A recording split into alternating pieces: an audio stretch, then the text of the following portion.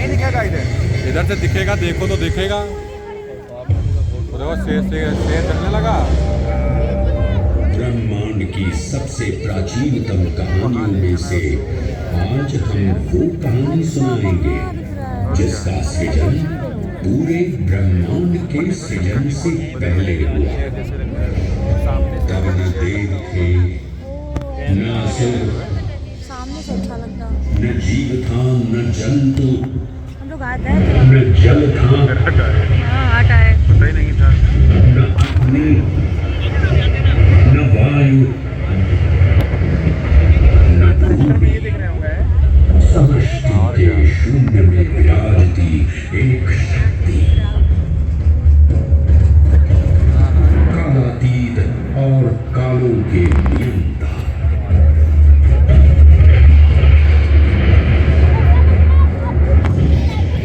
विधाता भी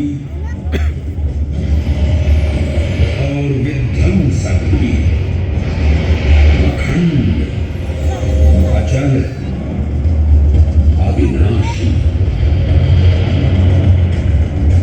ये कथा है उस महादेव के महाकाल स्वरूप की, जो सृष्टि के आरंभ भी हैं और काल के आगमन भी हैं। वे ही काल के सृजनकर्ता और नियंत्रणकर्ता भी हैं।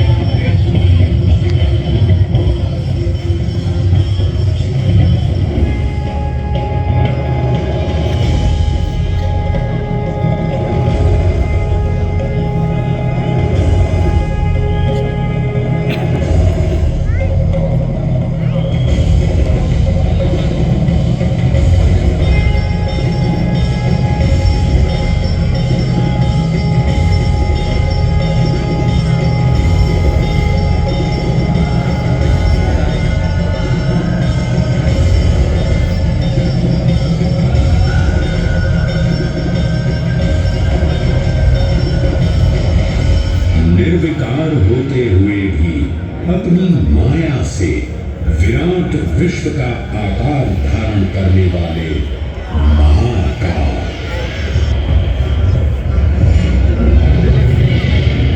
मेरुगिरी को धनुष और भगवान विष्णु को बाण बना दैत्यों के 3 पुरों का नाश करने वाले महाकाल। वो महाकाल जो तीनों लोकों में विद्यमान सभी शिवलिंगों में प्रधान है।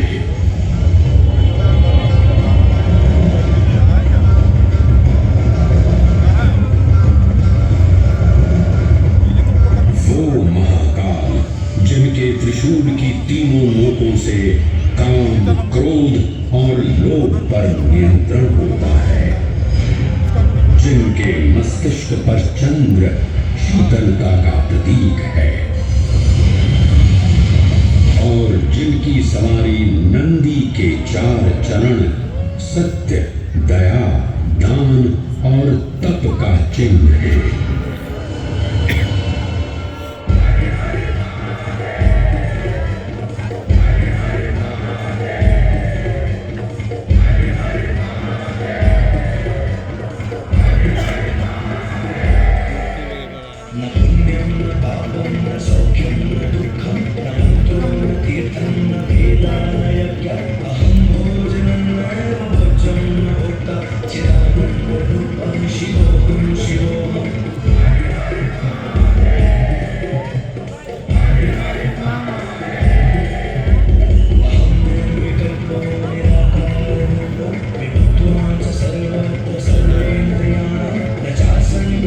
Hey!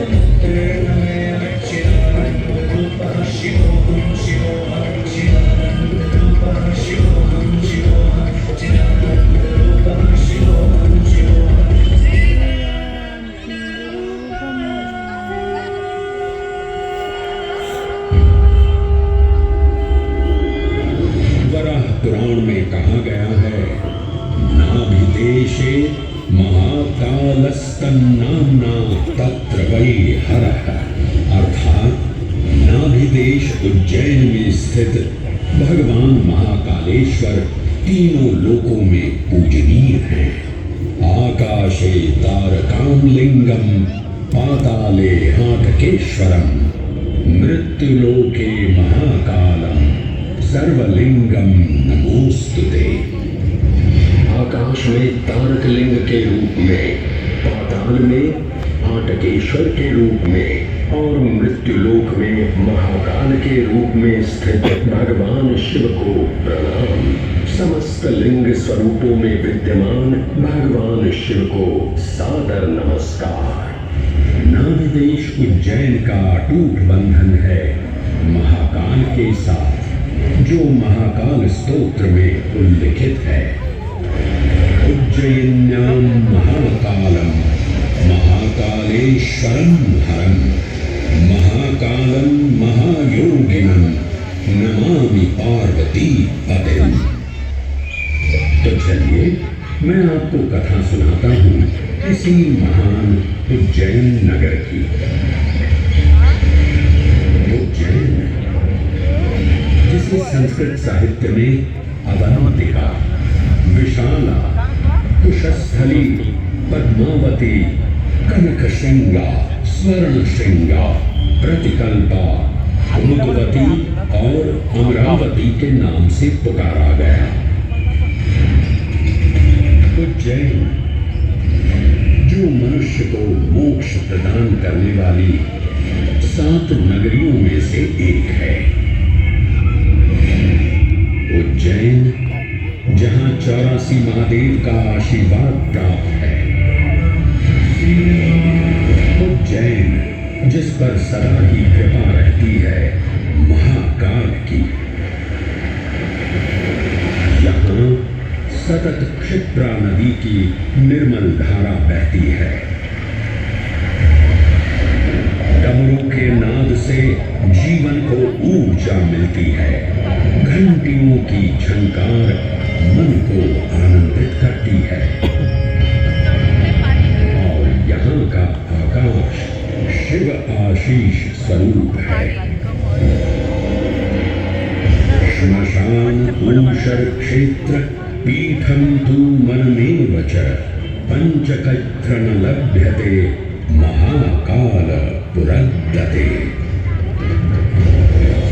अर्थात यहाँ पर श्मशान, ऊषर यानी अनुपजाऊ भूमि, क्षेत्र अर्थात पवित्र भूमि, पीठ यानी शक्ति स्थान और मन अर्थात आध्यात्मिक शांति का स्थल, पांचों एक ही स्थान पर उपलब्ध हैं। ये संयोग महाकाल की नगरी उज्जैन की महिमा को और गरिमामय बना देता है। उज्जैन के इस अलौकिक स्वरूप से प्रभावित हो महाकवि कालिदास अपने काव्य मेघदूत में लिखते हैं, हे जलधर, यदि महाकाल के मंदिर में समय से पहले तुम पहुंच जाओ तो तब तक वहां ठहर जाना जब तक सूर्य आंख से ओझल न हो जाए। शिव की संध्याकालीन आरती के समय नगाड़े जैसी मधुर ध्वनि करते हुए तुम्हें अपने धीर